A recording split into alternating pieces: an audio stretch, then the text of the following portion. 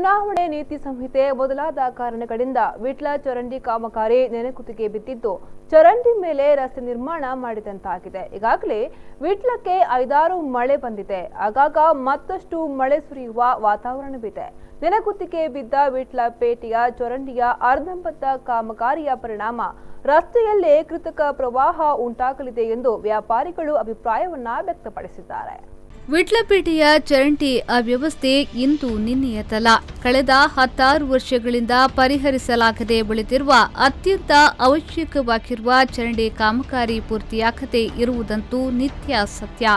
ವಿಟ್ಲ ಜಂಕ್ಷನ್ನಿಂದ ಮಂಗಳೂರು ರಸ್ತೆ ಮತ್ತು ಅರಮನೆ ರಸ್ತೆಯ ಚರಂಡಿಗಳು ದುರಸ್ತಿಯಲ್ಲೇ ಇದ್ರೆ ಜಂಕ್ಷನ್ನಲ್ಲಿ ಅರ್ಧಂಬರ್ಧ ಚರಂಡಿ ಕಾಮಗಾರಿ ಅವ್ಯವಸ್ಥೆಯ ಆಗರವಾಗಿ ಉಳಿದುಬಿಟ್ಟಿದೆ.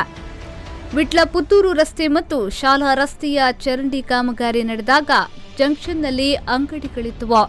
ಅಂಗಡಿಗಳು ತೆರವಾದ ಬಳಿಕವೂ ಆ ಕಾಮಗಾರಿ ಕೈಗೆತ್ತಿಕೊಳ್ಳಲು ಸಾಧ್ಯವಾಗಲಿಲ್ಲ.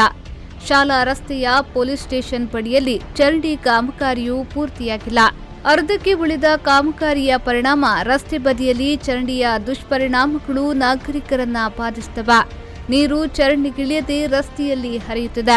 ಪರಿಣಾಮವಾಗಿ ಕೃತಕ ಪ್ರವಾಹ ಸೃಷ್ಟಿಯಾಗುತ್ತದೆ. ಜೊತೆಗೆ ಉಳಿದೆಲ್ಲೆಡೆ ಕಸ ಕಡ್ಡಿಗಳು, ಪ್ಲಾಸ್ಟಿಕ್ಗಳು ರಸ್ತೆಗೆ ಬರುತ್ತವೆ.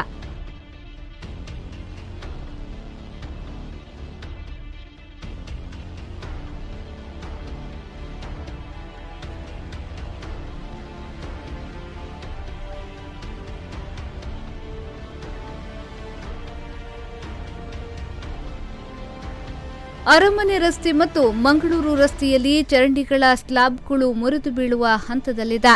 ಕೆಲವು ಮುರಿದು ಬಿದ್ದಿವೆ, ಅಲ್ಲದೆ ಹೂಳು ತುಂಬಿಕೊಂಡಿದೆ. ರಸ್ತೆ ಬದಿಯ ವ್ಯಾಪಾರಿಗಳು ಮೂಗು ಮುಚ್ಚಿ ಕುಳಿತುಕೊಳ್ಳುವ ಪರಿಸ್ಥಿತಿ ಇದೆ.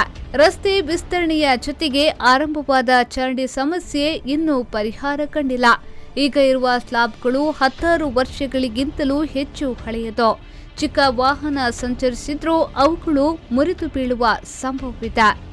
ಈಗಾಗಲೇ ಮಳೆಗಾಲ ಸಂದರ್ಭದಲ್ಲಿ ಪಟ್ಟಣ ಪಂಚಾಯತ್ ಸಂಬಂಧಪಟ್ಟಂಥ ಎಲ್ಲ ಚರಂಡಿಗಳನ್ನು ಸರಾಗವಾಗಿ ನೀರು ಹರಿಯುವ ದೃಷ್ಟಿಯಿಂದ ಈಗಾಗಲೇ ನಮ್ಮ ಮೇಲಾಧಿಕಾರಿಯವರು ಸಂಬಂಧಪಟ್ಟ ಅಧಿಕಾರಿಗಳಲ್ಲಿ ಮಾತಾಡಿ ಹೂಳೆತ್ತುವಂಥ ವ್ಯವಸ್ಥೆಗೆ ಕ್ರಮ ಕೈಗೊಂಡಿದ್ದಾರೆ. ಅದೇ ರೀತಿ 4 ಮಾರ್ಗದಲ್ಲಿ ವಿಟ್ಲ ಪೇಟೆಯ ಪ್ರಮುಖ 4 ಮಾರ್ಗದಲ್ಲಿ ಚರಂಡಿಯಲ್ಲಿ ಸರಾಗವಾಗಿ ನೀರು ಹರಿಯದ ಕುರಿತು ಈಗಾಗಲೇ ನಾವು ಲೋಕೋಪಯೋಗಿ ಅಧಿಕಾರಿಗಳು ಮಾತಾಡಿಯಾಗಿದೆ. ಬಹುಶಃ ಮುಂದಿನ ದಿನಗಳಲ್ಲಿ ಅದನ್ನು ಆದಷ್ಟು ಬೇಗ ಶೀಘ್ರವಾಗಿ ಮಾಡುವಂಥ ದೃಷ್ಟಿಯಿಂದ ನಮ್ಮ ಈಗಿನ ಶಾಸಕರಾದ ಸಂಜಯ್ ಮಂಡಲರವರು PW ಅಧಿಕಾರಿಗಳಿಗೆ ಎಚ್ಚರಿಕೆಯನ್ನು ಕೊಟ್ಟಿದ್ದಾರೆ, ಸೂಚನೆಯನ್ನು ಕೊಟ್ಟಿದ್ದಾರೆ. ಕಳೆದ ಸಾಲಿನಲ್ಲಿ ಲೋಕೋಪಯೋಗಿ ಇಲಾಖೆ ಅನೇಕ ಕಡೆಗಳಲ್ಲಿ ಚರಂಡಿಗಳ ಹೂಳೆತ್ತುವ ಕಾರ್ಯವನ್ನ ಸಮಯಕ್ಕೆ ಸರಿಯಾಗಿ ಮಾಡಿತ್ತು. ಆದ್ದರಿಂದ ರಸ್ತೆಗೆ ಹೆಚ್ಚು ಹಾನಿಯಾಗಲಿಲ್ಲ. ಈ ಬಾರಿ ಚುನಾವಣೆಯೇ ಕಾಮಗಾರಿಗಳಿಗೆ ಅಡ್ಡಿಯಾಗಿತ್ತು. ಇನ್ನು ಅದಕ್ಕೆ ಸಂಬಂಧಿಸಿದ ಚಟುವಟಿಕೆಗಳು ಆರಂಭವಾಗಬೇಕು ಎಂದು ಸಾರ್ವಜನಿಕರು ಒತ್ತಾಯಿಸುತ್ತಿದ್ದಾರೆ. Mohammed Ali, V4 News 24/7 Vitla.